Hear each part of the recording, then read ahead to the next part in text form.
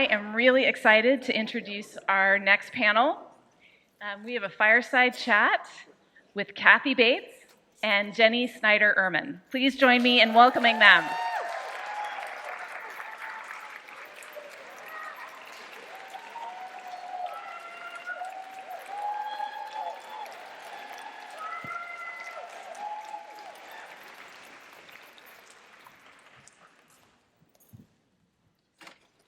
Awesome.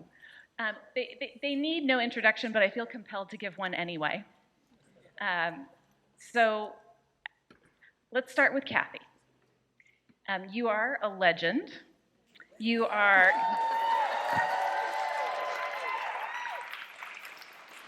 winner of Oscar, Emmy, Golden Globe, and SAG awards, whose performances have spanned genres and generations. From the unforgettable roles of Misery, Dolores Claiborne, and Fried Green Tomatoes, to fan favorite, more recently, of American Horror Story.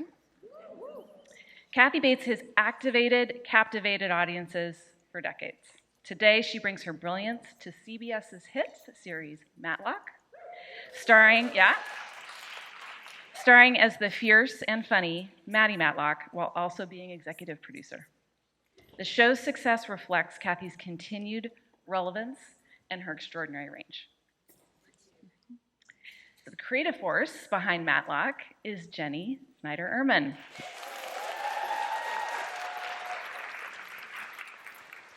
Jenny is the award-winning showrunner and executive producer of the series, and she has previously created the groundbreaking Jane the Virgin, which won a Peabody Award and an AFI honor. Under her banner, Sutton Street Productions, she has developed hit titles, including The Charmed Reboot and Good Sam.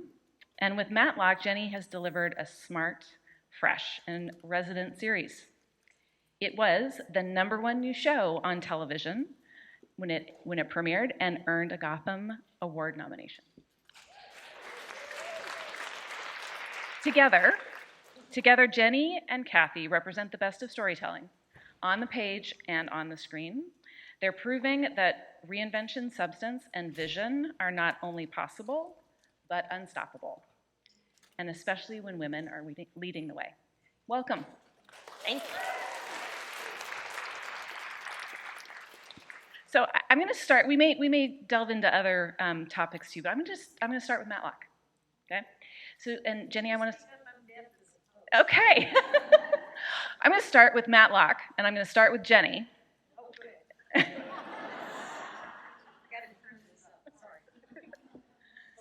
Never. Okay.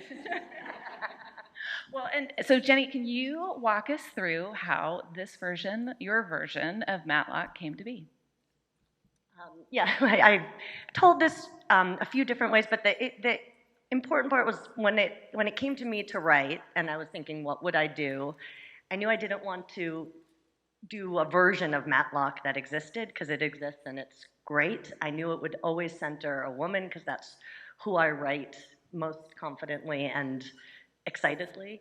And I was just sort of thinking, what would I do differently? What's it like being an older man in the world versus an older woman in the world? How we have, a society, been sort of accustomed to looking at older men versus not looking at older women, and that started to become interesting to me, and I started to think about that invisibility, and then how can she be the smartest person in the room and weaponize that in unexpected ways? And I was really interested in the challenge of having a character who tells you constantly that she's being underestimated, tells other characters, tells the audience, consistently shows us how she's being underestimated, and then still the audience underestimates her at the end and is totally shocked by what she's capable of. And that felt like something exciting to put out into the world, and that we would, recognize that, like, oh my gosh, even I have not seen what she is capable of. How cool that this older woman is our superhero.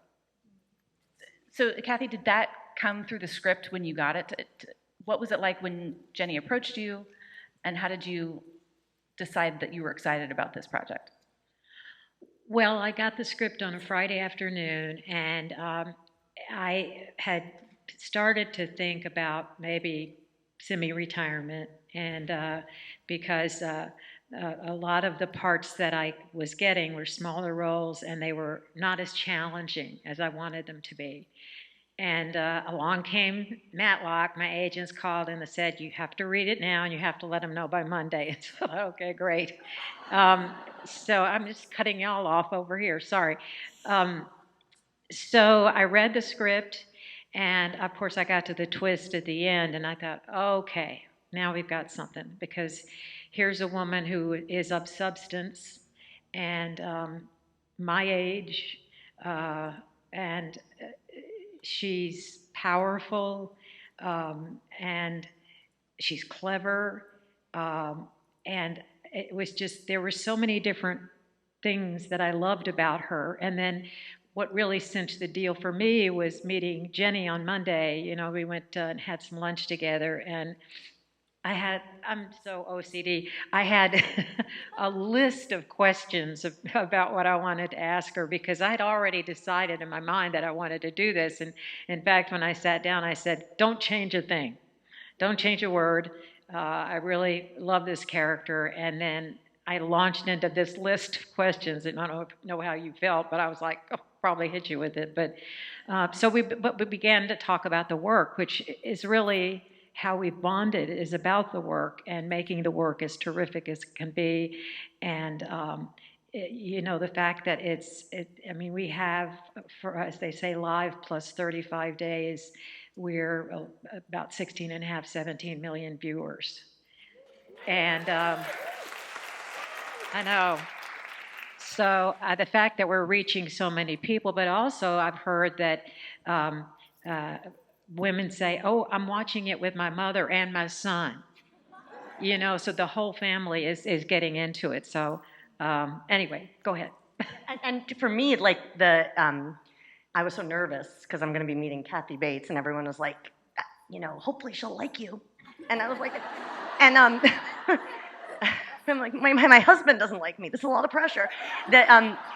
But you know, when she said, I wouldn't change a word, let's talk about the script, like my whole body relaxed, because, you know, and that is how we began our relationship, because I don't know how to charm or do, but I know how to talk about the work, and I know how to, you know, have meaningful conversations, and like, we just started talking about the work, and I feel like we haven't stopped since. Yeah. You know, even just now in the green room, you know, Kathy's asking me a question of a specific thing in number 1, and then soon I'm talking her through 5 and 6, and we're talking about all the different layers we can play. It just, we really, I think we both are OCD in that way. Yeah. I know I'm clinically.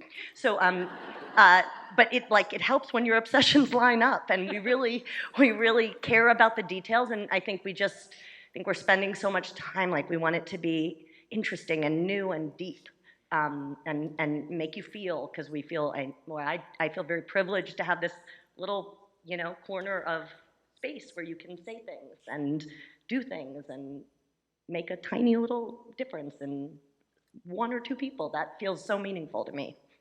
Yeah. So clearly, Jenny made an impression on you, Kathy, because I heard you quoted as saying, you said to Jenny, don't leave me. Yeah. What does that mean? What did she mean to you, and what did that mean? I don't want to cast aspersions, you know, but over my many years in the industry, it's been my experience that when you first meet with a producer or a director, somebody's brought you onto the show and they're very excited to meet you, and then they disappear because they're so busy with the rest of the cast.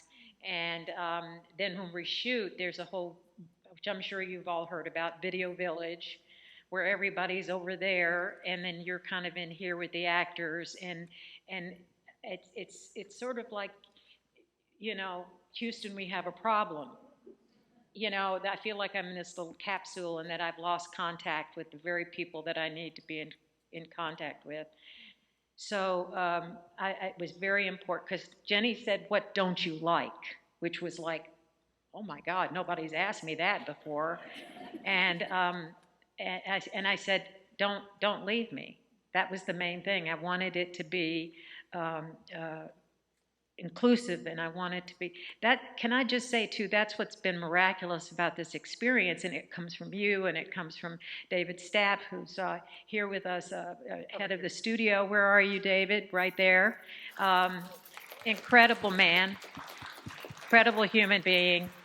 And, Yanni and I were talking on the way up in the elevator about how great CBS because there's this feeling of being about the work and being happy and not ego-driven and great human beings working together. And that's what we've experienced on the show. And I mean, that's when I can talk about the numbers, but the thing that's the most exciting is that it's an inclusive and human and healthy working environment where everybody's opinion matters and everybody's excited to come to work. And as a result, we've got really great people to work with, and all came from you, baby doll. They come because of her. But I'm just endlessly grateful for this partnership. It's really beyond what I could have imagined. I just love that we obsess about work in the same way, and that's a beautiful thing, I think. Yeah, we spend so much time doing it. Yeah. So I don't have any, oh, sorry, I'm checking back in again on this. I'm like, yeah, come on. Yeah. Let's talk about. Let's get it right. Yeah, I'm an executive producer on the show, and I've always been told that, some actors just use it as a moniker and they don't do anything with it. And then I don't like that, being given a name and then just being a name, and it doesn't mean anything. So Jenny's been great, and I've been able to watch the cuts and put my 2 cents in as an actor. If I've been on a scene and I can remember how great a take was on a particular actor, I remember because I was in the room and being so moved by it. And then they're great editors. I don't want to. It's always. I feel like it's amazing when you do that. When you say, "I remember there was this one take. Can you go back and look again?" Yeah, because it's they're not in there, and it's anyway. That's been great, and to also get the scripts in advance. I just have to tell you, I've read 1 and 2 for this season. It's like, oh my God, so I feel very privileged to be part of that experience, and just the excitement that we're getting about everything, and it's just, oh God, I just can't believe all this. I really can't. I wanted to ask, you've both touched on this already, but I'd like to have a deeper conversation about women of a certain age, about ageism, about being invisible or feeling invisible.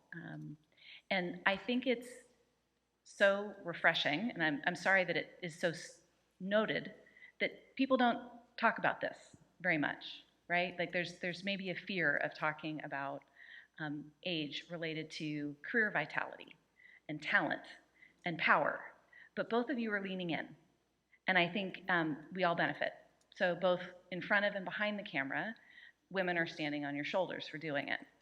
Can you talk a little bit about the bravery or your mission of both having characters that talk about it and it's in the storyline, but how you're talking about it publicly?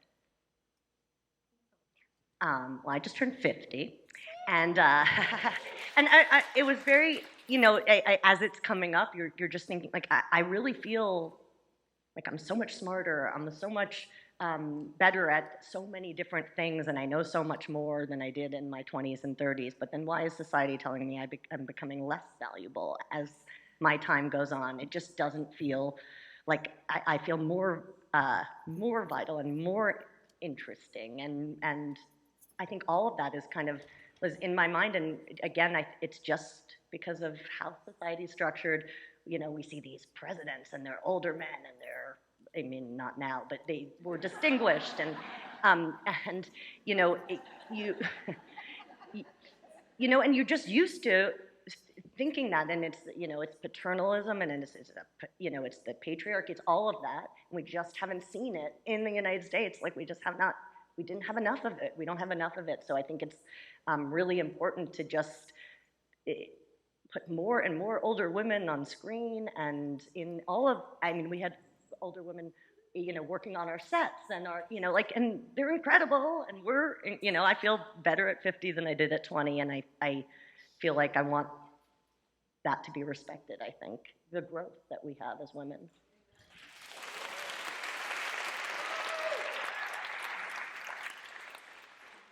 Well, I'm about to turn 77.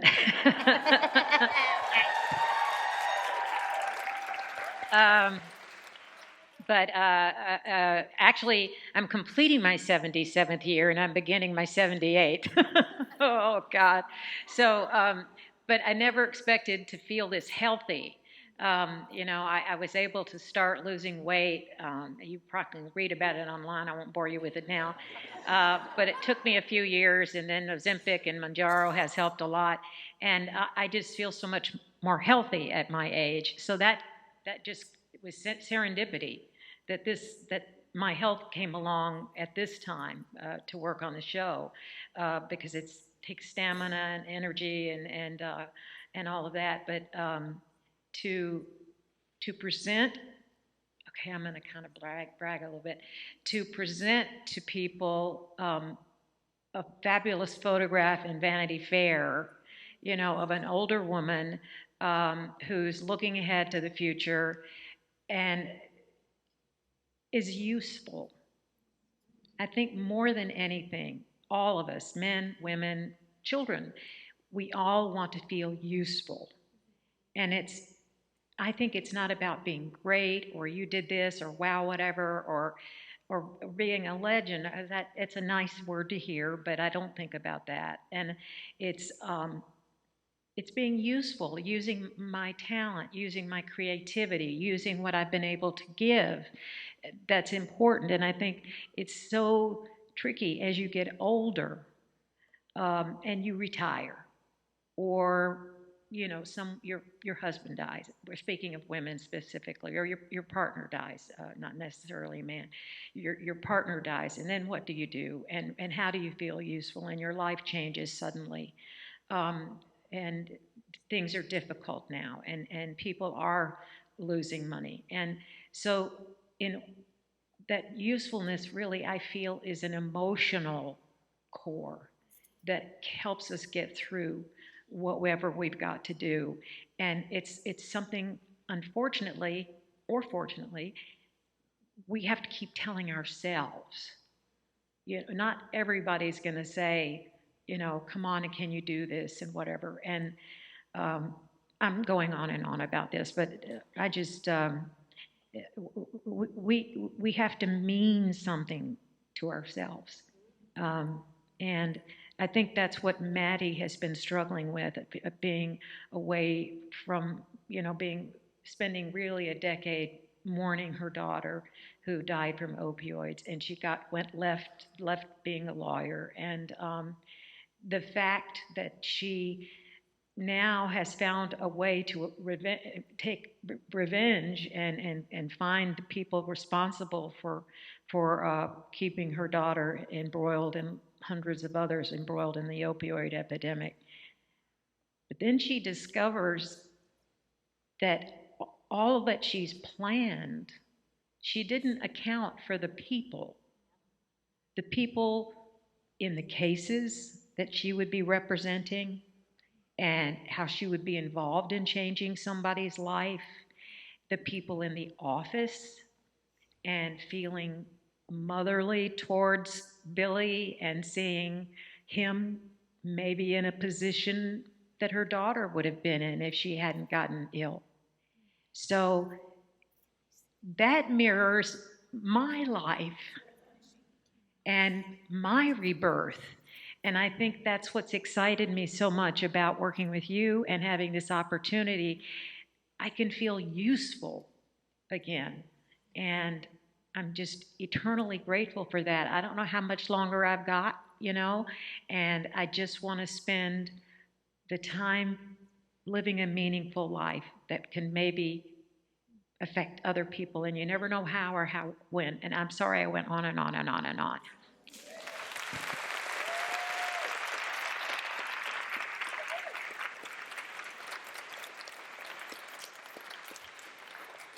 I want to pick up on your theme of being useful. So Maddie as a character needs to prove that she is useful also, particularly in her relationship with the character of Olympia, played by Sky Marshall. And over time, my perception is that your usefulness moves into a true friendship. And Jenny, I've heard you say that the relationship between Maddie and Olympia is a love story, and it's kind of the central spine, actually, of the series. Can you talk a little bit about that? Yeah, I think, again, in centering women, certainly in my life and in life, like, friendships are so important. And I really wanted to give friendship the primacy of, like, romantic love. I wanted to give it I wanted to give it the respect, how much it, like, changes us, how much friends mean in our life, and also how rare those sister friends are, and how, when they meet each other, that it's totally unexpected that they become that to, oh, are you guys hugging? It's totally unexpected that they become that to each other.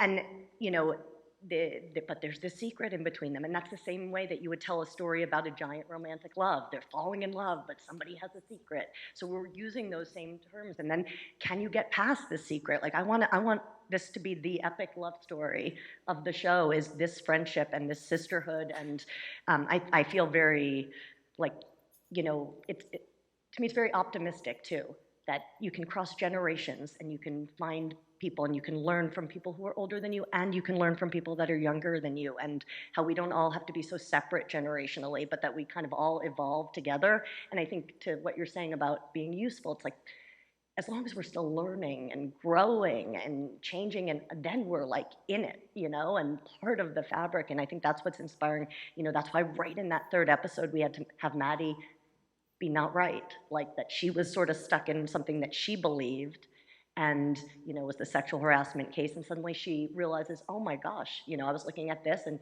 it affected my life. And I think it's a really thrilling moment for the character, who suddenly is like, oh, I've learned something new. Even at my age, I'm learning and changing and growing. That's what makes us feel vital, I think. So that's just a big part of the show, and the friendship between women, and I want to platform that. One thing to that, Erica, in the episode called "The Room," where Maddie's figured out that Olympia has figured out that Maddie has been lying, and yes, there's the threat that her husband Julian is going to go to prison and all that, but there are moments where it's just, you lied to me. We were friends. I thought we were friends, and you lied to me, and I don't know anything about you because you're a con woman. You're a liar. And so that is an unusual layer to have. Well, I feel that's what you've done, is that you've created all these avenues and these layers to explore every corner of the relationships between all of the characters. That's a great jumping off point. So I believe you were renewed your second episode in to season 1? Yeah? Okay. Congratulations. That's awesome.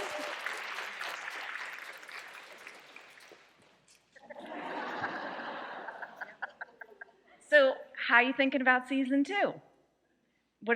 How are you thinking about season 2? What are some of the, there's so many avenues for the characters. Are there some things that you're particularly interested to explore that you can talk about? Well, you can go the scenic route, or you can take all these little back roads, and I think that's what she does. She'll tell you she'll lay out a map, like we get an arc of what the whole season's going to be, and it looks like it's going to be a simple map. And then you start reading, like I read 201 and 202 the other day, and it diverges, through all these different avenues and in the woods and stuff, and you think, wow, oh, I didn't know what happened this way, and oh my God. And so it's so exciting to read these different episodes and see how, I've said this a million times, your brain is like a Rubik's Cube. And it really is the way it goes, and so you have to, I'm constantly texting her saying, what does this mean? I don't get this. How's this going to happen? And then she'll explain the tone, and I'll go, I should have gotten that, you know? I mean, I'm a good actor. I'm a legend, right?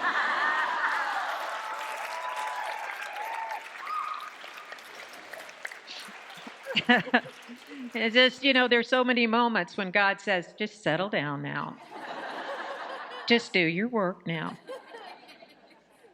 That's awesome. Okay. I can tease one thing about the just the big character arc for Maddie is that you saw a puppet master in season one. You saw somebody who, you know, the structure of the show was built on her control, and that she was a step ahead of the audience, and that she was the one who always knew. And now in the second season, Olympia knows what's going on. That means that she is not only in control anymore, right? And this person who says he might be her grandson's father showed up. And that's another thing she can't control. So I think just on a big high level, we're going to be able to explore what a woman who is used to control, is very good at control, has masterminded everything, what starts to happen when things in her life are out of control, and how she reacts to that and how that changes things. And of course, it's going to bring us back to the central moment when her life was out of control, which is of course addiction, right? Which is, you know, built into the 12 steps, and also built in, like, she can't stop her daughter from using and couldn't make her better. So I think we just have a really rich emotional area to explore. And that's what, like, the pressure I put on myself is, I'm like, I gotta give Kathy interesting enough things to explore that are different than what we did before, because she's so deep and so precise. And so, like, I want to give her the material, you know, for a legend.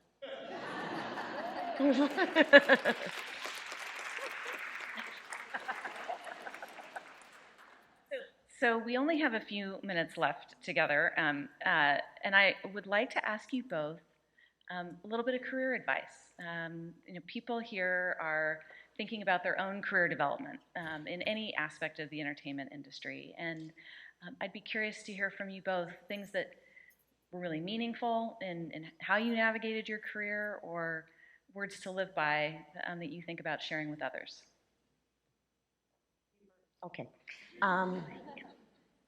I just always approached every job like a nerd, like, which I am. Like, just first one in, last one out. If there's a problem in the room, I was thinking about it the next day, so that, like, I would come in with something. I just always wanted my bosses to feel like, oh no, if Jenny's not here, it's gonna be worse for me. Like, I wanted that, and I wanted to give them what they needed. I was very conscious of, like, I have to read my boss and get their tone. So it was really trying to make yourself indispensable. I really, really tried that early. And the other thing is, I always asked if I could learn more. Oh, can I sit in with you in editing? Oh, can I join you? And, like, they'd be like, sure, nobody asks. And so I was able to do that before I had my own show, which then I think made me a better writer, because I would start to understand how editing worked. And, like, you know, like, I now, as a boss, like, you're always, if somebody's like, hey, can I come, can I learn, you're like, yes, you know, and I always offer that opportunity. And I think for me, it's the people that take advantage of those opportunities and really want to learn, then I start investing more and more into that mentorship. And, you know, you have to find people that, you know, people have helped me up, and I help people. And, you know, I think that's just so important, but that comes from doing excellent work, I think.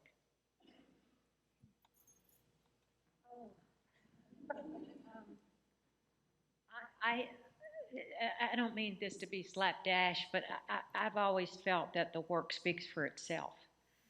The work is, it's like you said, really. It's that you have to make it. I felt, you know, because of the fact that I wasn't a beauty queen, that, you know, that it might be difficult for me. I was told that it would be difficult for me to be in the business, but I loved it so much, and I learned so much at school, and it just kept it going on and on and on. I guess not taking no for an answer, and just loving what I do, but evolving and growing, and in the opportunities that I did have, making the most of them, like you're saying, and just, it's hard. Come on, it's hard. And I think it's hard for women, God knows. And, uh, but I always felt that um, make them want you. And part of that is who you are as a human being is really, really important, first of all.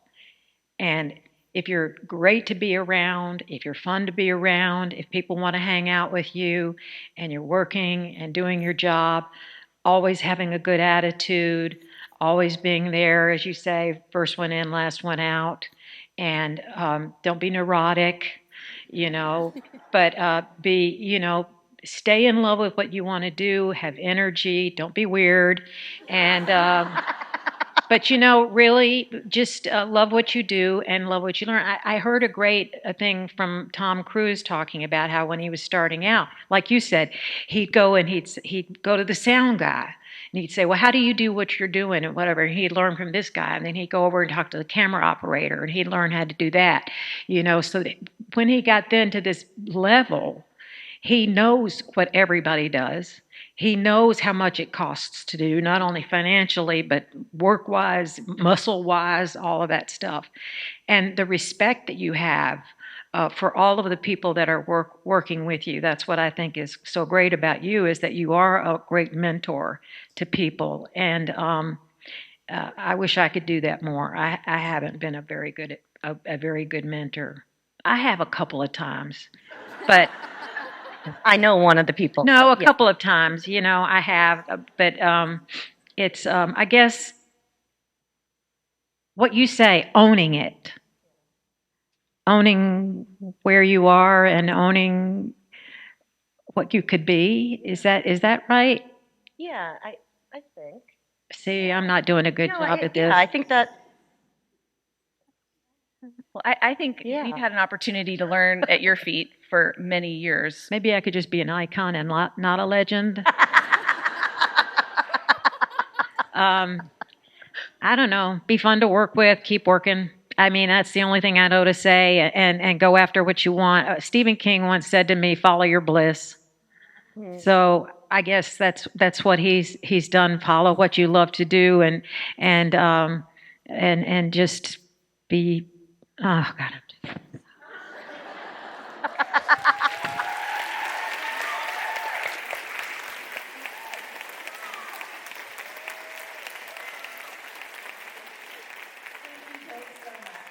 Please join me in thanking Jenny Snyder-Ehrman and Kathy Bates.